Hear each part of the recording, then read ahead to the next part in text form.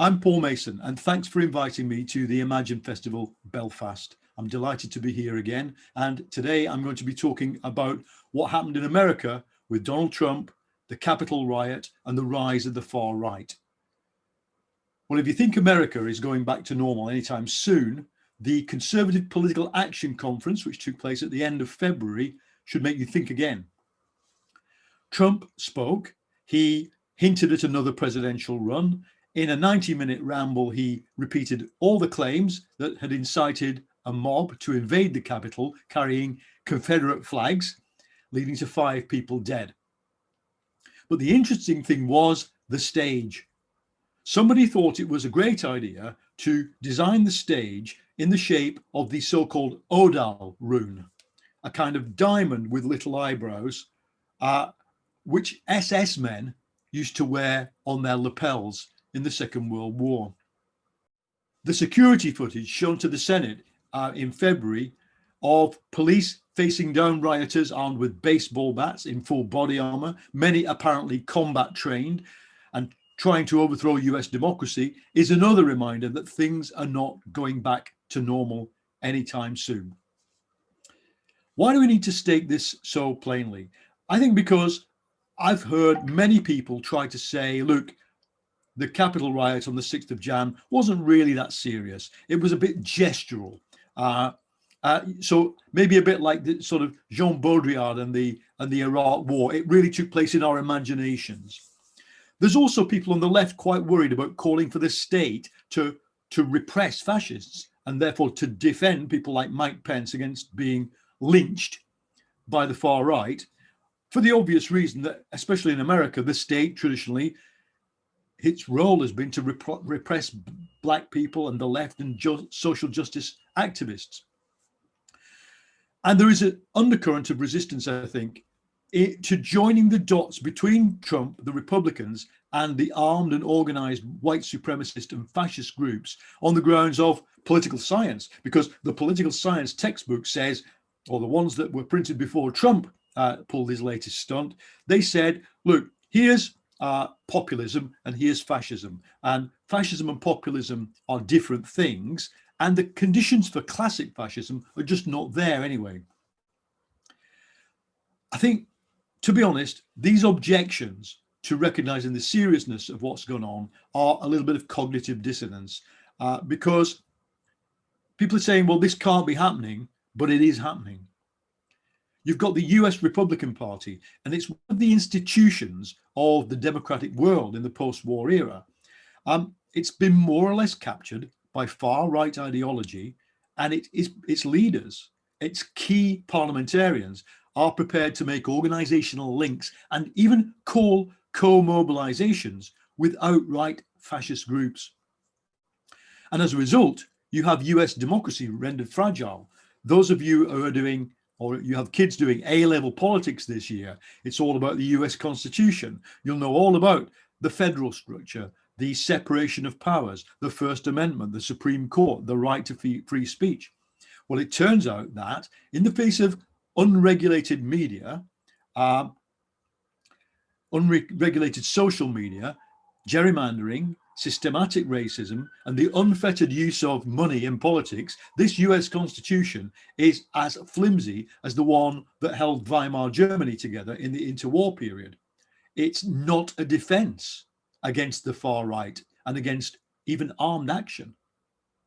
Well, you can breathe a sigh of relief at Joe Biden's victory.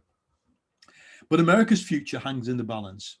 With 10 million extra voters for Trump compared to 2016, and with the Liberal Centre determined not to learn the lessons of what they did wrong, it is entirely possible to imagine American democracy failing. So in this talk, I want to offer an explanation of what's going on, building on the arguments of my book, Clear Bright Future, and on my next book, which comes out later this year, How to Stop Fascism. Let's start with the evidence that's emerged since the Capitol riot.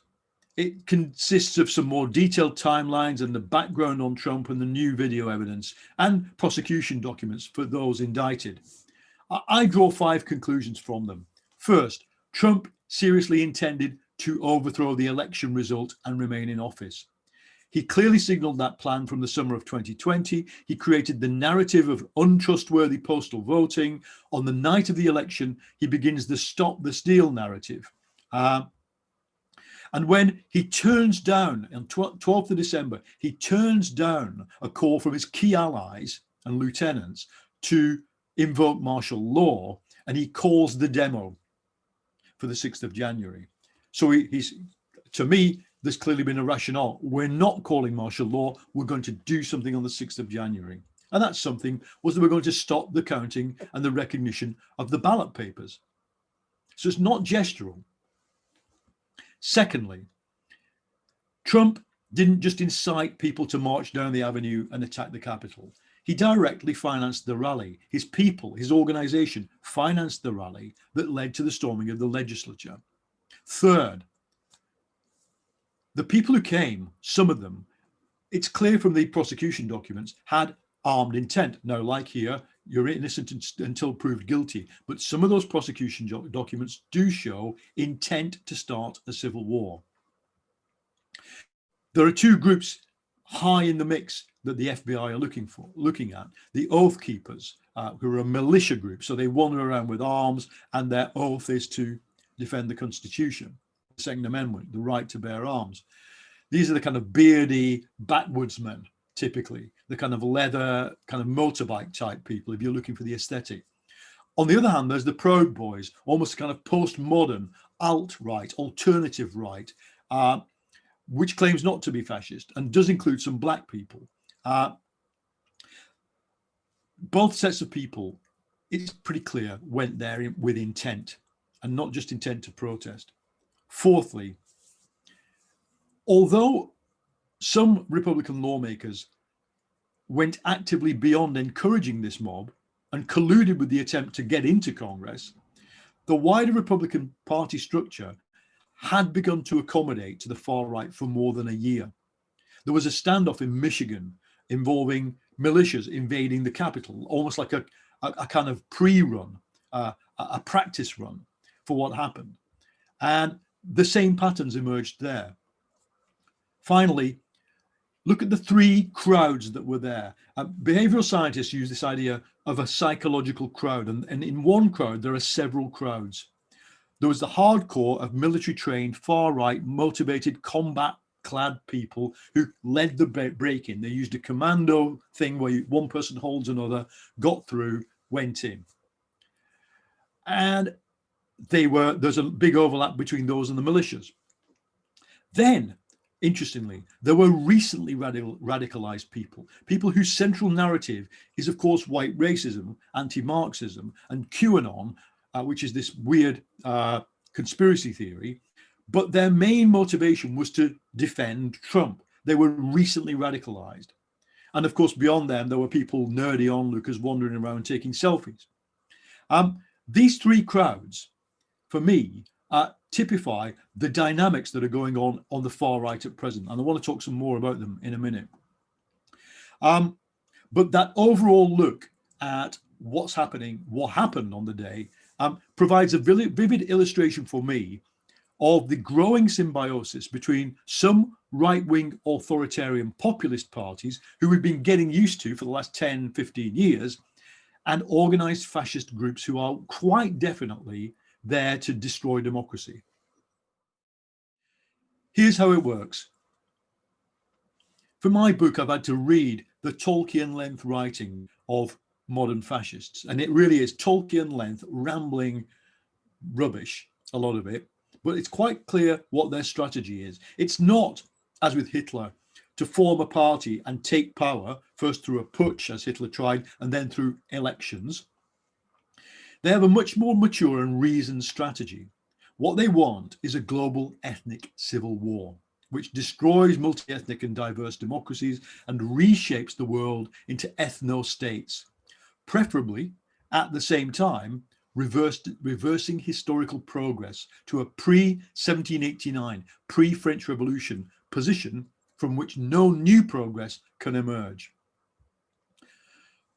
So they're prepared to wait, because they see the rise of great power rivalry, Russia, China, America, combined with climate change as the long-term condition that will create this ethno-nationalist global conflict. And believe me, it's not implicit in their writings. It's utterly explicit that that is what they want. So what do they do in the short term?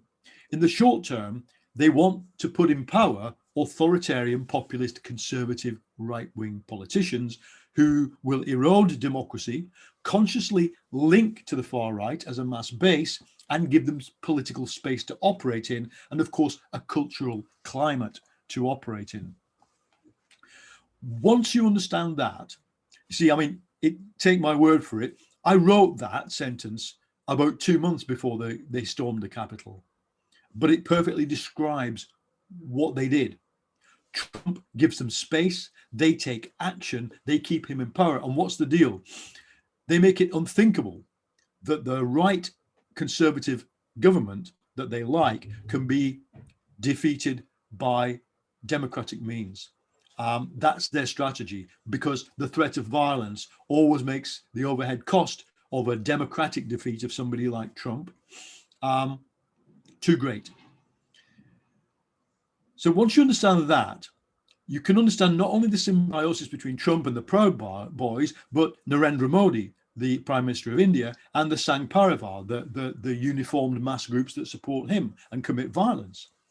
Bolsonaro in Brazil, and crazy fascist groups that try to storm the Supreme Court when at the same time that Bolsonaro is attacking the Supreme Court.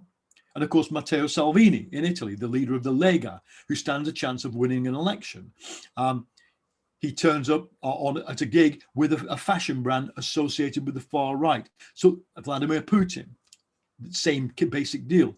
They're all at the same project. But under Trump, I think America went further than any country, India, Brazil, Russia, Hungary, in cementing an open and clear joint venture between a right-wing populist leader and fascism. And what is more, Bolsonaro and Salvini had to invent new parties. Trump managed it with one of the oldest democratic parties in the world, the Republicans. So before we go a little bit further, I want to touch on some of the definitional complexities that lead to confusion about what's going on, both among the left and among journalists and among people who are just new to this whole problem. Everybody wants a definition of fascism. Last year, when the American right was trying to get their head, the American left were trying to get their head around the right, I watched a Twitter feed where somebody supplied 27 competing definitions of fascism. Most of them, I think, are not very useful. But there are three sources for these definitions. Before we go any further, I should just say, I think I will warn you that definitions are not explanations. They might be useful. And as a Marxist, I tend to avoid them. But there's three sources of the way people are thinking. Political science. So if you look at the European Commission website, it gives you a guide to who's a fascist, who's a populist. And it says, well, populists respect democracy, but they don't think it has rights over the will of the people. So they think human rights should be negotiable, that plebiscites and referendums are more important than parliaments, etc. And that judges, of course, can be enemies of the people. Whereas fascists are just against democracy and they want to overthrow it, and they use violence. Far-right groups tend to glorify violence. Right-wing populists tend to disavow it. So if you want to look at the UK, right-wing populism would have been UKIP and Brexit, and fascism would be Patriotic Alternative, or the now banned group National Action. Well, fine, fair enough. Another source of definition is academic history. Now, academics, especially sociologists, need kind of working definitions to try and typologize things. They'd like to build an idealized definition of what a fascist group is, and then say, look at in history a certain government, or today a party that's in flux, and say, well, it's got elements of fascism according to this model. It's what Max Weber, the sociologist, called an ideal type model. Now, after a long debate lasting about 3 decades, the historians and sociologists came to, I mean, there was a kind of winner in the definition debate, and it was a British academic called Roger Griffin, with an impenetrably brief sentence. Fascism, says Roger, is a political ideology whose mythic core in its various permutations is a palingenetic form of populist ultra-nationalism.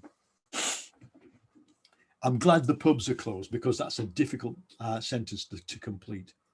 Palingenic means obsessed with rebirth. I'm not so keen on that definition, and I'm not so keen on this method of creating ideal types. Fine for academics, it's not great for us because all these groups are in flux, and I think the definition needs to go deeper. Now, what about Marxism? Marxism took 15 years to get its head around fascism, by which time the Italian working class, the German working class, the Austrian working class had been smashed by fascism. No Marxist anticipated the rise of fascism either. And we'll come to why I think so, why I think that is. But when they finally did come up with a definition that stuck, and it's often you see these kind of, there are still groups around that kind of carry flags of Joseph Stalin around and things like that. So they like this definition. Here it is. Fascism is the power of finance capital itself. It's the organization of terrorist vengeance against the working class and the revolutionary section of the peasantry and the intelligentsia. Now, the thing there is what it's not. It's not a middle class phenomenon. It's not a thing of the whole ruling class, but part of the ruling class, the power of finance capital. So prima facie, if you use that definition, you'd expect Goldman Sachs and JP Morgan to be backing the Proud Boys when they're most definitely not. So that definition, I think, was a crude one. It was drawn up to get themselves out of a terrible cul-de-sac, which I cover in my book about the way that the communist parties in the 30s, in the 20s and early 30s, just wouldn't unite with anybody to fight fascism. But we need something better than that. And what we need is a discipline, a method of approach, which I would call historical materialism, which takes the whole history of class society and human psychology as its starting point to understand fascism, not just finance capital or nationalism, and not just attitudes to violence and democracy.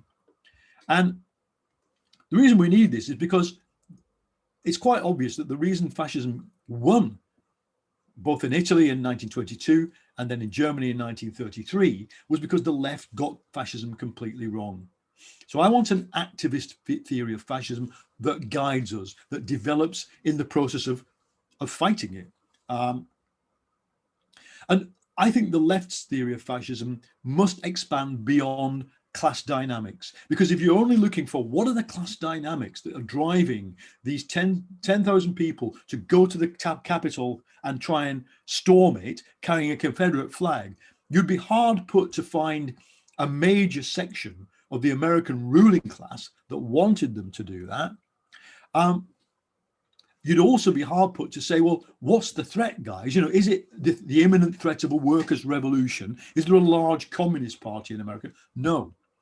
But what there are the conditions for classic fascism. And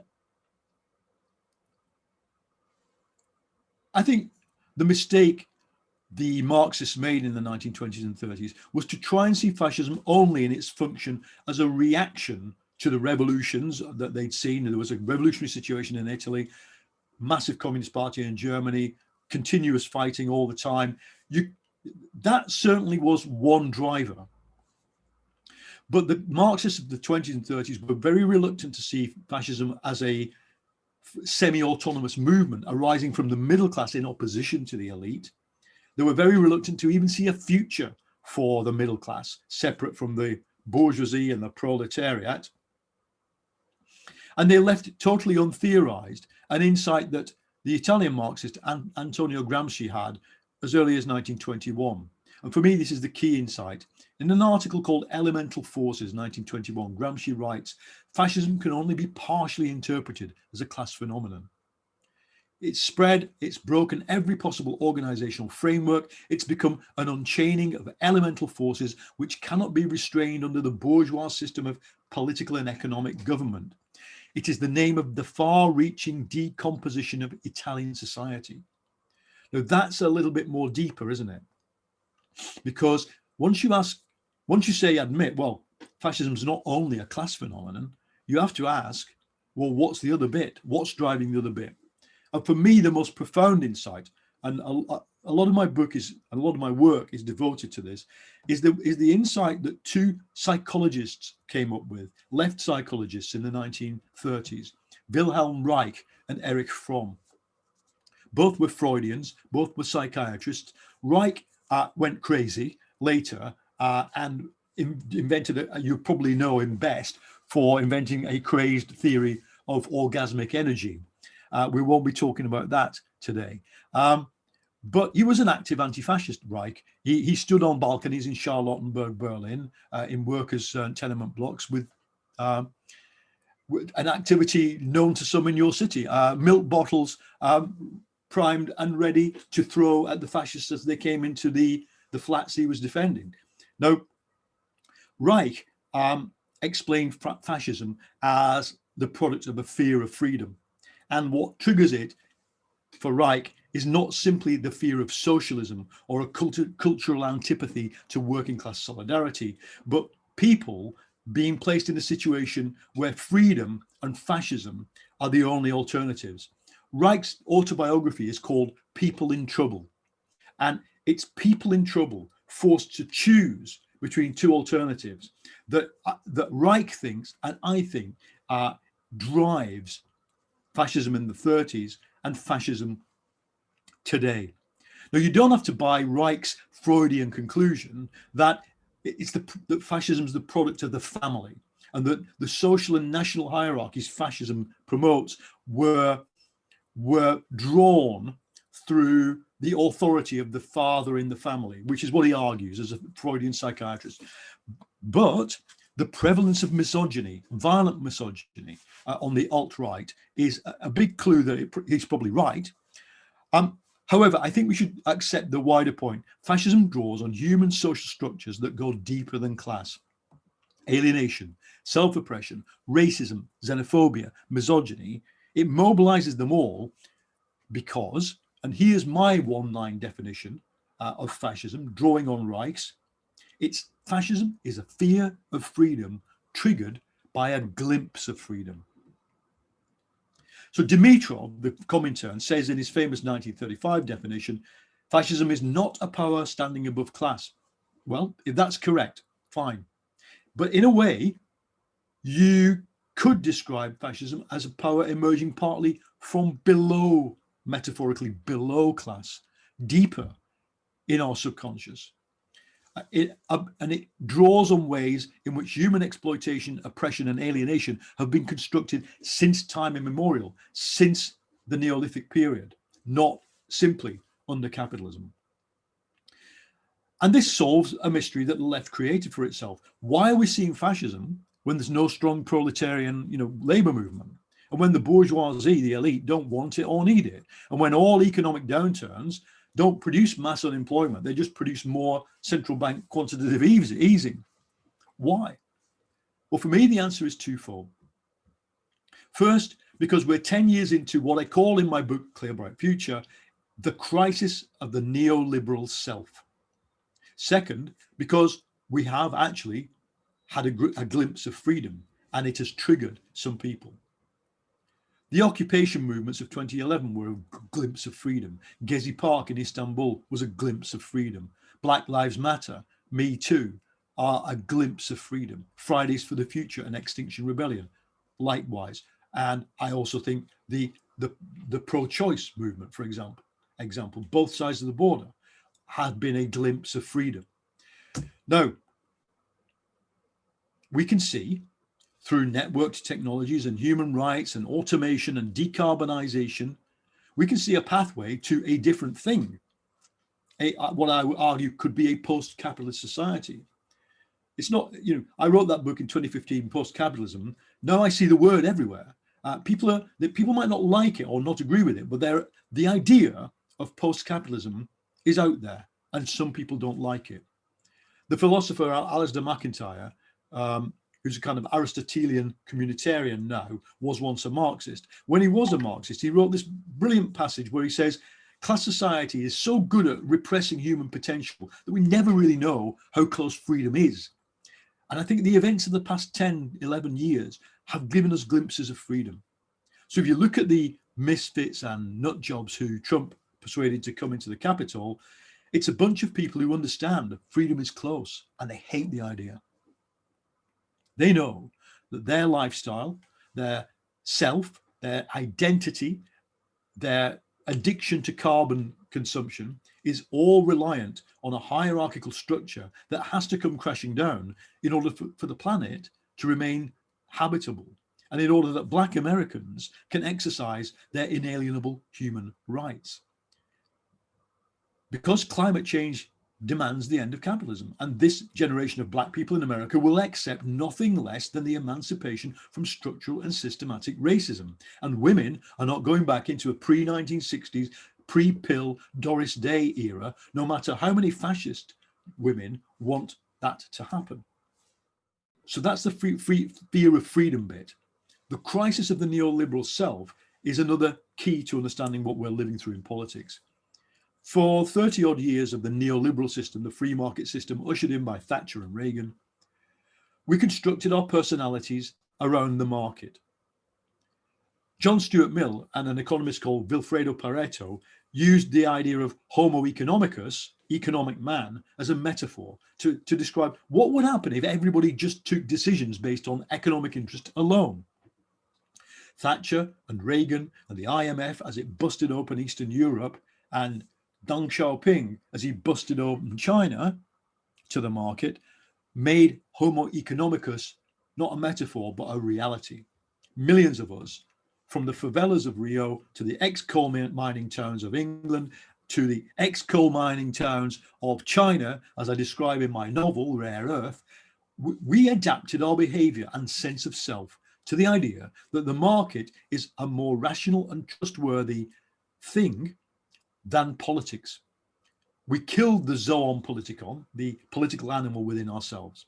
Indeed, one of the best definitions of neoliberalism comes from a friend and colleague, Goldsmiths academic Will Davis. Will says, neoliberalism is the disenchantment of politics by economics, the removal of magic, emotion, and human solidarity from everyday life, and its replacement by financial calculation. Everybody who lived through it, younger people didn't live through the process. They just inherited it. I lived through it. You may have done. Remember the first time? I remember the first time I went into a McDonald's in my hometown and saw my friend and tried to say to him, how are you doing? How's your mum? What's happened to your dog? Shall we go for a bike ride? And he said to me, what would you like, sir? And it was a kind of moment where I realized the market had arrived in a very traditional working class town, that he wasn't even allowed really to acknowledge me. And then what did I do? Over time, I changed my own behavior. We changed our behavior so that we go, can I have fries with that? So we're dealing with each other in this inhuman way. That was imposed on us. Once it was imposed on us, it was very hard to think in a different way. You were unhappy. So people are adapted to thinking like the market. And in the Clear Bright Future, what I've argued is that this subjection to the market was similar to voluntary human obedience to a machine, and that it was going to turn out to be an entry-level drug to a wider human subjugation to machine-like things. I also warned that it was an ideal entry-level drug to the worship of powerful crooks, and I was right. So what happened in 2008? The machine of the market broke down. It collapsed. And though we kept it on life support through quantitative easing and bank bailouts, the inner logic of neoliberal ideology, the implicit set of ideas that keeps us getting up and going to work and buying stuff and clocking into Zoom, well, that collapsed, it evaporated. Why? Because you can keep an economy on life support with central bank money, but you cannot keep an ideology on life support with money. Human brains demand coherence, and there is no coherence to the proposition anymore that the market will sort everything out. So because the left offered no compelling new vision, largely, of the future. And where it did, as in Greece, you got the IMF and the European Commission and the ECB smashing Greek democracy. People said, well, okay, well, what are the old things that we used to believe in before the market? And they were, of course, race, nation, religion, and all the old other crap that we've seen come back. And of course, gender. Marxism tends to see ideology as created by economic experience and then transmitted and reinforced by an ideological apparatus, whether ideological state apparatus it's called, whether it's going to be Fox News or RTE, BBC. But that's how Marxists see ideology: spontaneous and then self-reinforcing. But there are other moments when ideology works in a more overt way. One was between the Wall Street crash in October 1929 and September 1930 in Germany, because in that time, the Nazi vote went from something like 250,000 to 6 million. 6 million people became Nazis in a year. That's not a kind of gradual, permeable, kind of self-reinforcing thing going on in people's heads. It's an eruption. It's a surprise. It's something new. I think the left, and specifically Marxism, has been very weak in understanding why things like that happen. And of course, the relevance is something like that is happening now. QAnon spreading from the USA to Germany to Japan. The Germany saw QAnon people and anti-mask people storm the Reichstag building, the Bundestag. We've seen the Capitol stormed by a mass movement of people who've got millions of co-thinkers. The sociologist Karl Mannheim came up with a very useful toolkit for understanding these moments. He said, when mass, passive, self-replicating ideologies fall apart, something else takes their place, and Mannheim called them utopias. He wrote in 1929, a state of mind is utopian when it is A, incongruous with the immediate situation, i.e. nuts, and B, when passed into actions. He wrote in 1929, a state of mind is utopian when A, it is incongruous with the immediate situation, i.e. nuts, and B, when passed into actions, tend to shatter the order of things, i.e. revolutionary. So neoliberalism was a passive ideology. The far-right ideology we are dealing with now is active. It is nuts, but it explains the world. QAnon explains the world to the people who invaded the Capitol. This kind of theory that there's a cabal of pedophiles harvesting children's blood, running the world, and that Trump was going to arrest them all and put them in Guantanamo Bay. That was a mass delusion. It's exactly the kind of utopian mass urgent delusion that Mannheim described back in 1929 when he was seeing the rise of fascism. And what's happened is something really shocking. It's shattered one of the oldest mainstream political parties in the world. And if it's done that, it can do it elsewhere.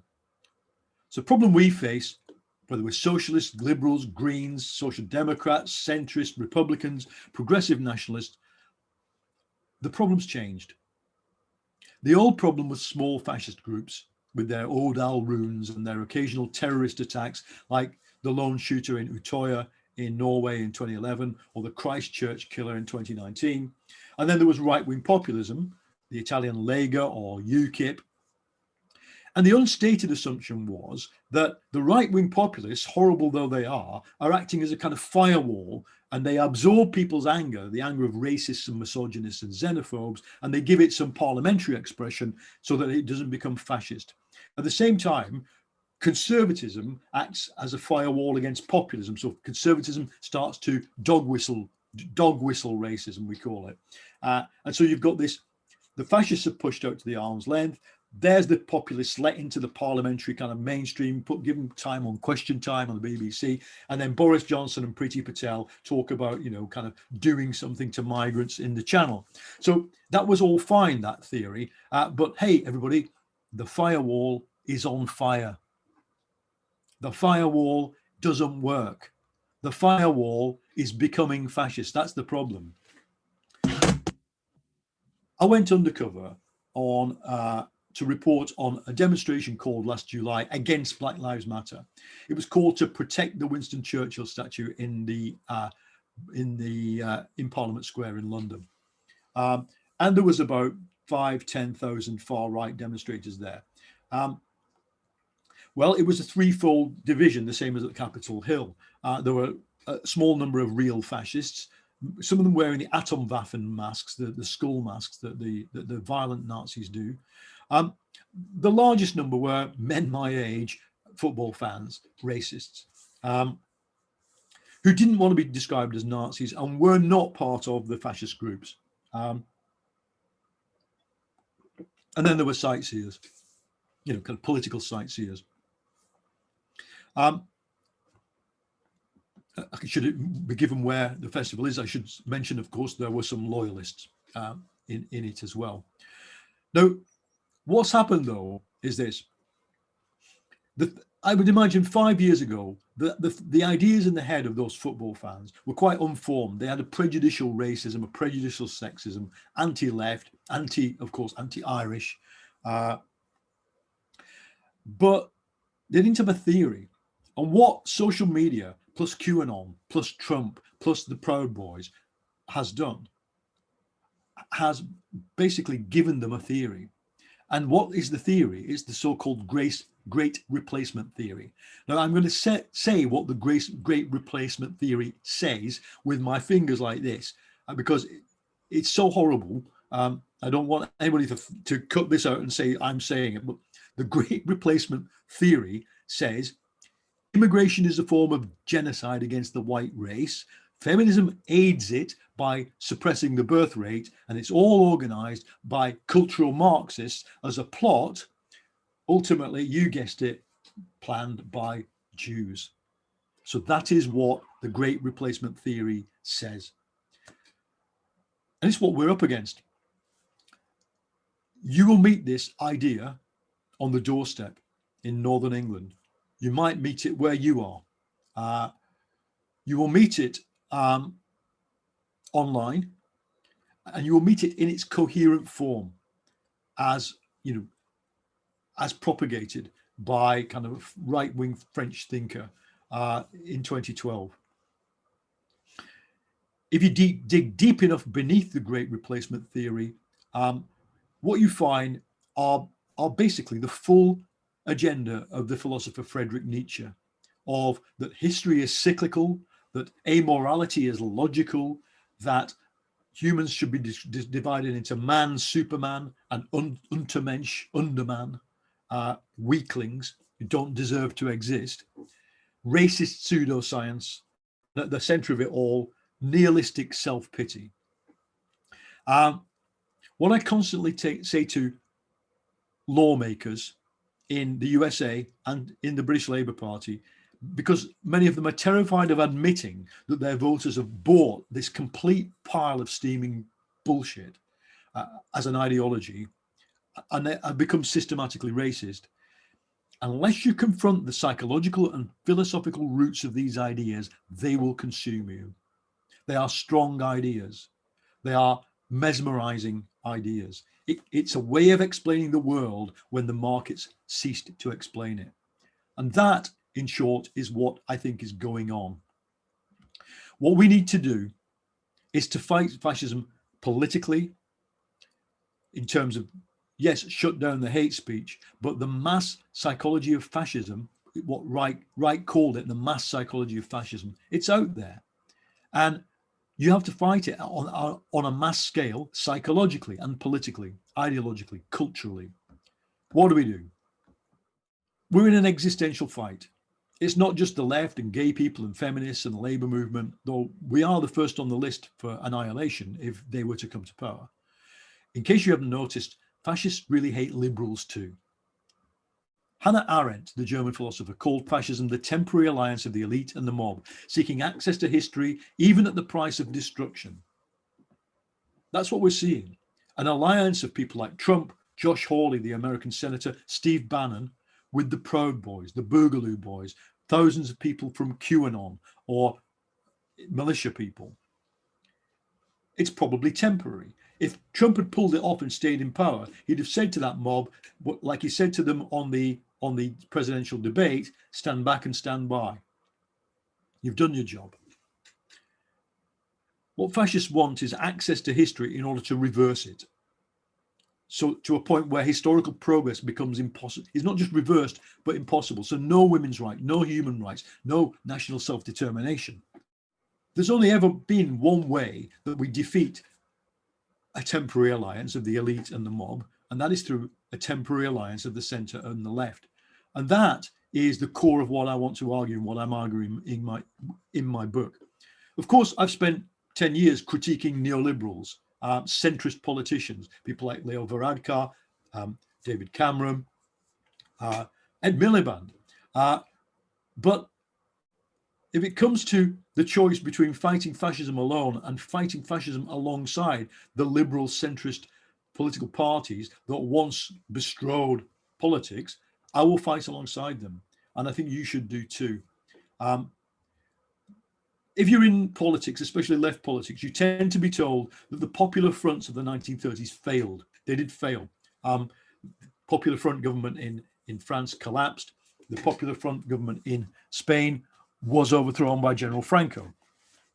But without the Popular Fronts, there would have been no left government in France, and there wouldn't have even been a Spanish Republic to fight the Spanish Civil War.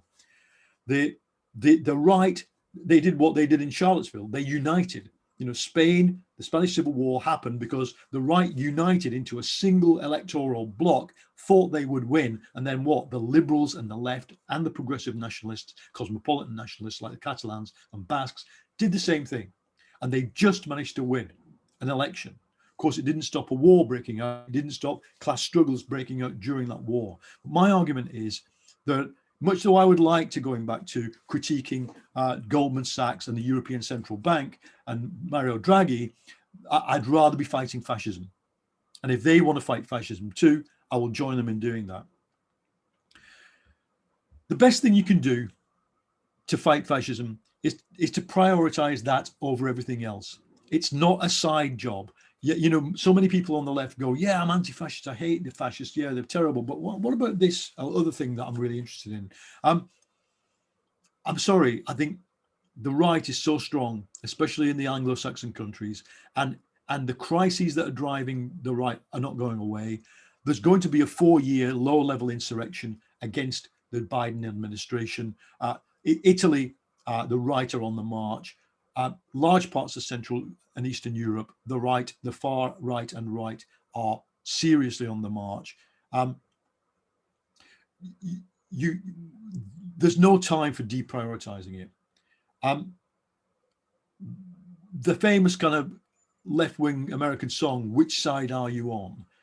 springs to mind. There's only one side to be on. It's the side of democracy, human rights, freedom. Antifa, as they call it in America, or Antifa, as we here on this side of the Atlantic prefer to say it, has become stigmatized. This was a thing that Trump himself borrowed from Mussolini. Mussolini was the first people to make anti-fascism a thing. But I think, to be honest, we've got to stand up and defend the right to be anti-fascist.